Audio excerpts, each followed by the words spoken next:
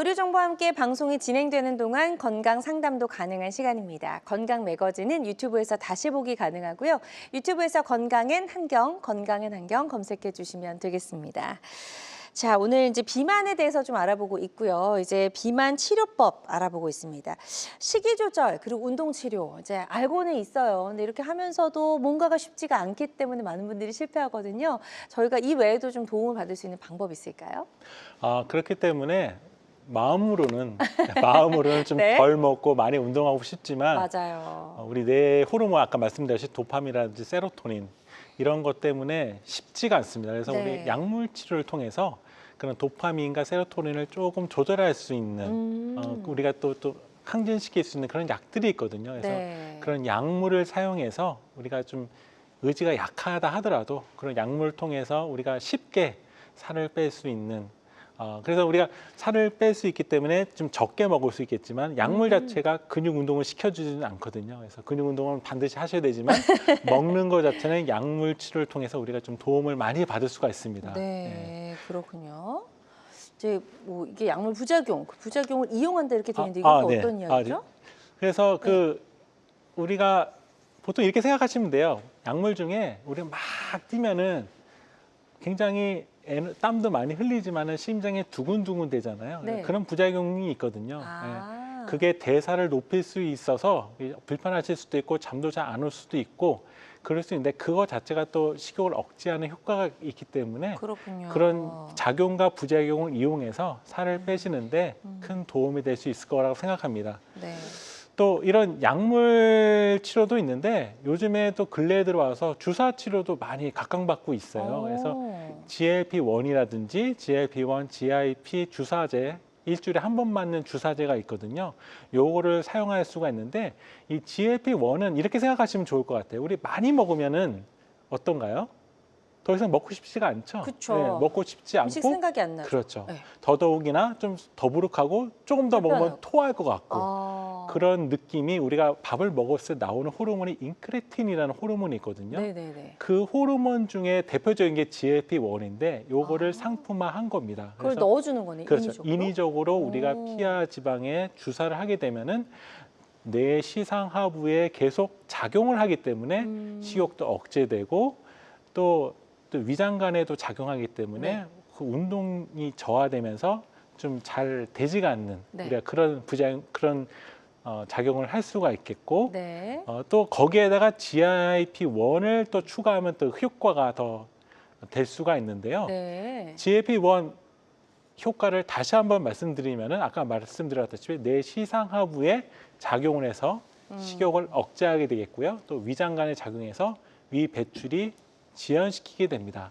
그래서 결론적으로 뇌에 도파민에 작용하기 때문에 음식을 갈망하고 있는 그런 요소를 감소시키기 때문에 우리가 살을 뺄 수 있는 약물로 작용하게 되겠습니다. 네. 근데 이 부작용이 있다고 말씀드렸어요. 그 위장관이 지연되기 때문에 굉장히 좀 소화 안 되는 느낌, 더부룩하고 울렁거리고 토할 것 같은 그런 부작용이 나타나게 되는데 그게 음식을 안 먹으니까 몸에 도움되는 작용이라고 생각할 수 있지만 일단 불편하잖아요. 그래서 그쵸. 그런 거를 조금 완화시킬 수 있는 그런 약품이 나오게 됐는데 그게 GIP 아고니스트가 그런 작용을 조금 억제시키게 됩니다. 그래서 네. 이런 걸 동시에 작용하는 약물을 주사하게 되면은 뭔가 좀 불편한 느낌, 잘 소화가 잘 안 되고 울렁거리고 더부룩한 느낌이 조금 GIP-1보다는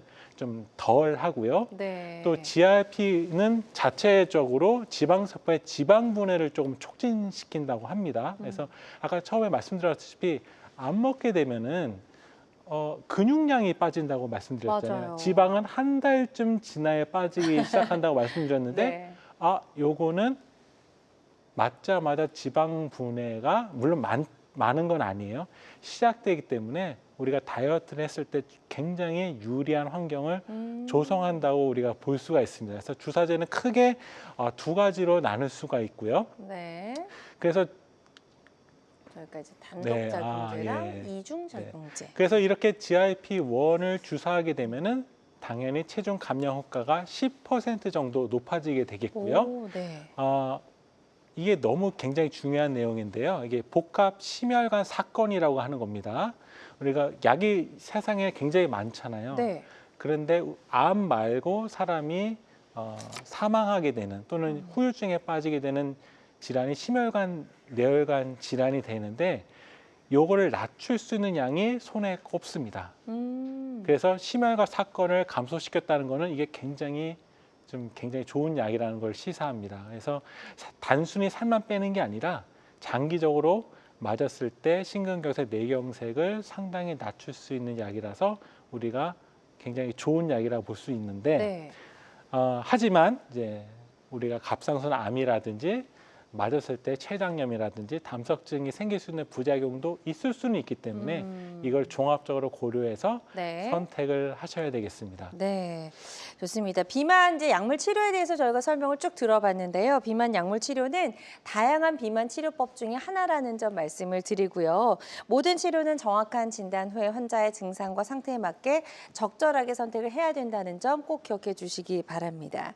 정승진 원장님과 함께하고 있습니다. 왜 추운 계절에 살이 더 찌는지, 또 이 계절에 비만이 되지 않도록 어떻게 하면 예방하고 관리할 수 있을지 알아보고 있고요. 방송 보고 계신 분들 중에서 이 비만 치료와 관련해서 여러 가지 고민, 궁금한 점 있는 분들은 상담 전화 주시기 바랍니다. 02-6677-0012번, 02-6677-0012번 상담 전화 활짝 열려 있습니다. 자, 그럼 지금부터는요, 비교적 예후가 좋았던 치료 사례들 하나씩 만나보도록 하겠습니다. 자, 먼저 첫 번째 치료 사례부터 좀 만나볼게요. 41세 여성분의 사례네요. 네, 41세 여자분인데요. 아까 전화 주신 분하고 비슷한 것 같아요. 과거 67kg이었는데 53kg으로 성공적으로 체중이 감량에 성공했지만은 계속 요요가 와서 지금은 현재 97kg으로 엄청난 고도 비만에 빠지신 분이 있었고 네. 또 예전에는 경구 식욕 억제제 그걸 많이 사용하셨는데 그거 사용할 때마다 기분 변동을 좀 많이 느꼈던 분 그리고 앞으로도 임신 계획이 있지만은 비만으로 해서 난임이 잘 생겨서 좀 살을 좀 빼야겠다 이런 분이 있었고 또 심전도 상에서는 이상 소견은 없었지만은 다른 병원에서 검사했을 때 부정맥이 있다. 이런 분들 이런 소견을 갖고 있었던 분이 있었습니다. 네. 자, 그래서 어떤 식으로 좀 치료가 되는지 볼게요. 먼저 식이 조절. 네, 이게 이분이 문제가 있었던 게 네. 자, 예전에 경구 식욕 억제제를 사용했는데 기분 변동을 느꼈고 또 경구 식욕 억제제가 부작용 중에 심장이 두근두근 된다고 아까 말씀드렸잖아요. 네. 그래서 부정맥이 있으면은 이 두근두근 되면 안 되거든요. 그래서 이분은 경구 식욕 억제제를 사용하기보다는 주사제 치료가 훨씬 더 좀 선택에 용이한데 주사제 치료가 조금 경제적으로 좀 가격이 있다 보니까 경구 식욕 억제제를 선택하고 싶으셨어요. 그래서 약물 치료로 저용량 식욕 억제제하고 지방 흡수 억제제 또 저용량의 항 우울제를 선택하였습니다. 또 계속 강조했다시피 이분이 운동하고 식이 조절하는 게 굉장히 중요하기 때문에 네. 기초 대사량이 1339kcal 면 우리가 보통 식이가 곱하기 1.2 하거든요. 그래서 보통 1800kcal 드시라고 얘기하는데 우리 1800 드시라고 하면은 그거대로 드시는 분은 잘 없어요. 그래서 이제 1500 드시라고 하면은 결국 1800을 드시게 되거든요. 그래서 말씀드릴 때는 기초 대사량보다 조금 높은 1500 정도 말씀드리게 되는데 그런 식이 조절하고 또 중강도 근육 운동하고 또 간헐적 유산소 운동. 요거는 사실 체중 감량 효과보다는 기분 항진 효과를 위해서 유산소 운동을 이제 권유드렸습니다. 그래서 이렇게 식이 운동을 병행하면서 약물 치료를 하였고요. 네. 그래서 결론적으로 6개월 동안에 이분 같은 경우에는 대략 한 최종적으로 81kg 되셔가지고 15kg 정도 빠지셨어요. 근데 다행히도 지방이 많이 빠졌고 근소실은 2kg밖에 안 빠져가지고 제가 그런 말씀드린 근육량만 빠진 게 아니라 지방을 좀 많이 빠지게 되었기 때문에 참 성공적인 사례가 아니었나 이렇게 생각하고 있습니다. 네, 아주 예후가 좋았던 41세 여성분의 치료 사례 소개해 주셨고요. 환자들마다 치료 효과는 조금씩 차이가 있을 수 있다라는 점 다시 한번 말씀을 드립니다. 다음 사례 또 만나보도록 할게요. 55세 여성분인데 퇴행성 무릎 관절염을 앓고 계셔서 수술적인 치료가 필요해서 또 어쩔 수 없이 좀 이런 다이어트를 시도를 하셨네요. 네, 이분은 55세 여성분인데요. 심한 오른쪽 퇴행성 관절염이 있어서 수술이 필요하신 분이었습니다. 그래서 살을 굉장히 빼야 되는데 이게 어려운 것 같아요. 이게 어디가 아프시면 운동하기도 쉽지 않고 또 근육량을 지키기가 어렵거든요. 맞아요. 특히 또 무릎이 아프시기 좋으신데 때문에 어떡해요. 근육 운동을 하기도 좀 어렵습니다. 그래서 맞아요. 근데 이분 같은 경우에는 다행히도 근육량이 조금 많으셨어요. 그래서 근 손실이 있다 하더라도 어느 정도 지킬 수 있는 여력이 있어서 근육 운동은 좀 저강도로 시작했지만은 네. 식이요법 중심으로 이제 치료를 시작했습니다. 그래서 기토 대사량 요 감안해서 1,500에서 1,700 드시라고 했었고 근력 운동은 중강도보다는 조금 약한 저강도 운동을 말씀드렸고 무릎 관절에 좀 부담이 없는 아쿠아 운동 요거가 무릎에는 좀 많이 좋거든요. 그래서 네. 그걸 하시고 달리기를 하는 순간 다시 무릎이 굉장히 아파질 수 있기 때문에 유산소 운동은 조금 자제하시라 이렇게 네. 말씀드렸습니다. 그래서 네. 약물 치료하면은 아무래도 좀 근손실이 좀 많이 일어나기 때문에 주사제 치료 위주로 좀 진행을 했습니다. 네. 그래서 주 1회 주사를 맞아서 5개월 치료했을 때 근손실이 이분은 근육량이 원치 많았기 때문에 조금 줄었다 하더라도 기초 대사량이 좀 유지될 수 있었고 다행이네요. 그래서 근손실 없이 체중 감량 10kg 정도 성공적으로 할 수 있게 되었습니다. 네. 좋습니다. 아주 예후가 좋았던 55세 여성분의 치료 사례 소개해 주셨고요. 환자들마다 치료 효과는 조금씩 차이가 있을 수가 있겠습니다. 자, 치료 사례 하나 더 만나볼게요. 네, 이분은 67세 약간 더 고령이시죠. 67세 여자분이고 또 비만으로 해서 대사성 질환, 고혈압이라든지 고지혈증이 있었습니다. 네. 그리고 허리뼈 척추관 협착증과 양쪽 슬관절에 심한 무릎 관절염이 있어서 거동 자체가 좀 어려우신 그런 분이셨어요. 네. 그래서 이분은 근육량이 그래도 일반 사람보다는 약간 10% 정도 높아서 다행히도 높아서 약간 근손실이 있다 하더라도 우리가 식이 위주로 성공적으로 체중 감량이 될 수 있겠다 이렇게 생각을 했습니다. 그래서 네. 기초 대사량을 감안해서 1,300에서 1,600kcal 시기를 좀 하라고 했었고 운동 치료는 저근력 운동을 그래도 하라고 했었습니다. 또 이분은 또 주사 치료를 통해서 네. 지방을 분해할 수 있는 아까 말씀 그런 주사를 통해서 근손실을 좀 최소화하면서 지방 분해를 할 수 있는 주사제를 선택해서 지금은 이분은 그런 약제가 나온 지 얼마 안 됐거든요. 그래서 네. 좀 치료 기간이 아직 짧긴 한데 네. 그 사이에 요 그림프가 좀 좋은데 근육량이 오히려 증가하고 지방이 떨어지는 성공적으로 치료가 되고 있는 사례를 또 말씀드리도록 하겠습니다. 네, 좋습니다. 예후가 좋았던 67세 여성분의 치료 사례였고요. 환자들마다 치료 효과는 조금씩 차이가 있을 수가 있겠습니다. 자, 여러분은 지금 굿닥터 정승진 원장님과 함께하는 건강 매거진 시청하고 계십니다.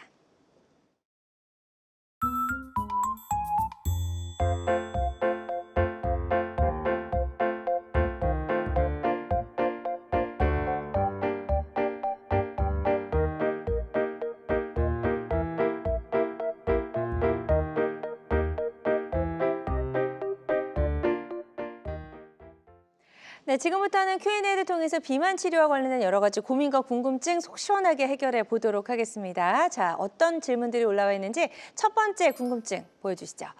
자, 요요가 오면 전보다 왜 살이 더 찌나요? 이거 저희가 이제 앞서서 간단하게 얘기했었는데 한 번 더 강조해 주실까요? 예.